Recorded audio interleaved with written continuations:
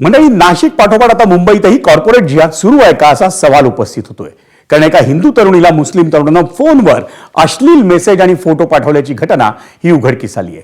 मुंबईतील आगरीपाडा पोलिसांकडून अशरफ नावाच्या तरुणाला अटक करण्यात आली आहे. ही हिंदू तरुणी आणि मुस्लिम तरुण हे दोघंही एकाच कंपनीत होते.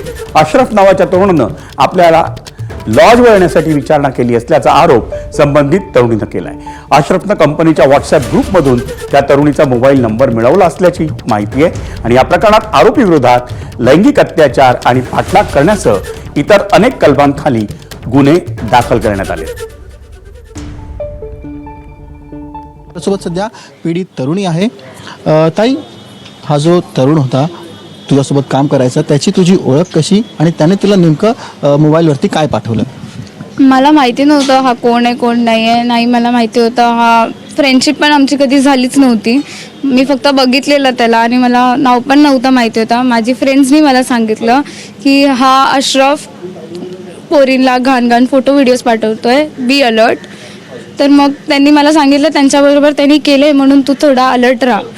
मग त्याच्यानंतर तू काम करायचं? हो, टेलिकॉलरला होता तो. माझ्यासोबतच होता कामाला, बट आमची काही फ्रेंडशिप नव्हती, नाही ओळख होती काही. तो मला डायरेक्टली टेक्स्ट केला. त्या ग्रुपमधून त्यांनी माझा नंबर काढला. ऑफिसचा एक ग्रुप होता त्याच्यामधून त्यांनी माझा नंबर काढला आणि त्यांनी मला टेक्स्ट केला. टेक्स्ट करून त्यांनी मला कॉल केला आहे. कॉल करून तो नॉर्मली नाही बोलत होता माझ्याबरोबर. एवढे घाण बोलत होता ज्याची काही लिमिट नाही. जो काही तो वर्ड्स यूज करत होता माझ्यासाठी, जो काही तो बोलत होता त्याच्याने गूजबम्स येतात लिटरली.